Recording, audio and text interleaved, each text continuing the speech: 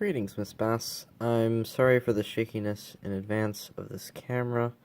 Unfortunately, I lack the proper support system to allow it to be a more stable viewing experience. However, the point of this video is not to lament my inability to properly hold a camera, but instead to briefly discuss my art project that I did for my chosen novel, Dante's Inferno. Now, unfortunately, the formatting of it has become a little skewed and ultimately may harm the viewing experience of this piece. But otherwise from that, I think everything should be fine. And if not, please let me know in an email. However, we'll start with the first circle that Dante mentions in his novel, Limbo. It's where all the virtuous non-pagans end up residing. And while there is nothing inherently hellish about it, as we'll see further down the list, it's a discount deficient version of heaven, and that's why I decided to represent it as sort of like a palish color, because it's a pale imitation of heaven. However, so unfortunately, it looks like the Dante and Virgil that I had on top of the limbo circle is also gone. That's fantastic. Moving on. So, people like Homer, Horace, Ovid, Aristotle, all the great minds and rational thinkers and the poets that existed before the rise of Christianity as the defining power of the West. That's where they all ended up. Aside from a few, such as Abraham, that were taken by Jesus after the harrowing of hell, as Dante mentions. However, we must continue on down to the deaths.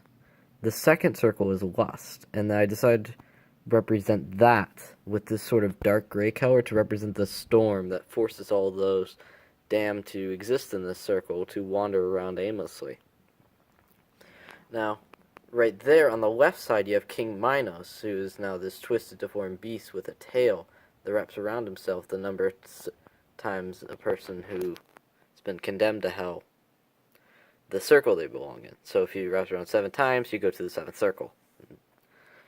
On the right, you have the two lovers that Dante briefly meets and discusses with, I believe, the brother-in-law and the sister-in-law ended up following in Lancelot's and Guinevere's footsteps. That bleeding heart was also to simulate sort of those who gave in to any sort of like sexual desire of any kind, as all of those punished in the circle are. Moving on to the third circle, we had gluttony, and it's exactly how you figured. That picture right there is supposed to be of Cerberus and of Cicero, the Italian, which is Italian for hog, and aptly so, as Dante describes him as such. But they are the ones that exist in gluttony because they gave away all their virtuous values in exchange for ravenous appetite. Now, as you can see, some formatting problems with greed continue, as Cerberus and Cicero, despite being in the gluttony circle, apparently are in the greed circle, but that's fine. The greed circle itself is yellow because that represented the vile, stenchy rain, and I thought there was no other less desirable and ugly color for rain than piss yellow. So, for this one, on the right, if it isn't, unfortunately it's a bit blocked, but there are 2 sinners there suffering for their indulgence in gold and being tortured for it. On the left, I believe, if I'm remembering correctly, this was one of the beasts that perhaps was down here. I can't remember exactly now. Unfortunately, my lack of full clearance with this picture is ultimately harming my understanding of it, and that wasn't much help, sorry. We'll move on to the 5th circle, wrath. In this circle, there was an unmoving, unchanging river Styx with men, not just men, of course. Anyone consumed by wrath or by anger, they found themselves in this circle. Those that were more aggressively angry found themselves bubbling to the surface, as I mentioned in my summary. As you can see, on the left you have a bit of description of it. You have Phlygus, who's leading Dante and Virgil across the river Styx, which is unmoving. And on the right you can see those that tried to reach out to them, such as Philippi Argenti, which Dante has a heated spat with. I made it black because when it mentioned being sort of this unmoving, like anything like that, I just assumed that it was sort of like a dark, marshy color, as it's considered a marsh. Going back to gluttony real quick, I believe the color choice was because of the punishment relating to gluttony being that they forever soiled in dirt.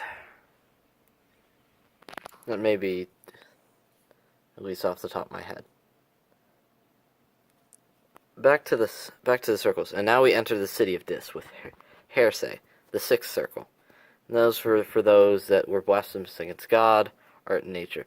You can see in the middle here we have the 6th, 7th, 8th, and then at the very bottom, if you can see it, the 9th circles of hell. I figured that was absolutely fitting. The 6th has a depiction of those suffering in heresy. On the left you have Eucriptes, or the philosopher that believed that the soul dies with the body. He and his followers are buried here in open caskets, and Virgil and Dante have a discussion about them and their fate. But enough about that circle. We're to the 7th circle now, violence. Apologies. Let me move this back out just slightly so we have a better view of it. In this circle, there are said to be a couple. There's said to be those like Alexander the Great and Attila the Hun. So I figured I'd be representing those warmongers in the first ring. In the second ring, you have those that committed suicide, as you can see on the right there. They were turned into trees and are forced to suffer through whenever damage gets on them. Third one, you have those that were suffering in the desert that made the Sahara look calm and mild in comparison. The blasphemers, the usurpers, and the sodomites. In the 8th circle, as I've shown here, fraud, there were 10 bolgias, or trenches, where people suffered. On the right here, you have a picture of Dante and Virgil with the demons that gave them trouble around the 5th bolgia. And then on the left here, I believe it's those looking at the corrupt church officials burning for their sins. In the 9th and final circle,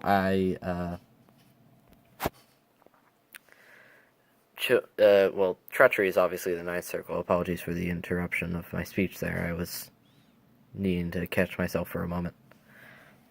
The picture itself is of the frozen lake that exists down there, with all the damned souls existing there in a state of perpetual entombment in ice, as Dante and Virgil are the only ones walking around in what is a frozen wasteland.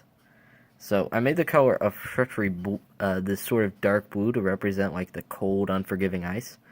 Fraud, it was stated that there's some sort of like tumultuous, forever oppressive atmosphere about it, so I went with a dark, very dark gray. For violence, out of representing of the sin itself, and for the civilizations that utilize red there, and were violent, such as Rome, I decided to go with that color. And you can tell from the rest of this, if there's anything that I managed to miss while recounting this, I apologize, and I have no problems answering the questions or taking a deduction in the grade if you feel that is justified. I do not know when you receive this. Just let me know if there is something wrong with this as soon as you can. Thanks. Have a good day, night, sometime. Have a good something, Miss Bass.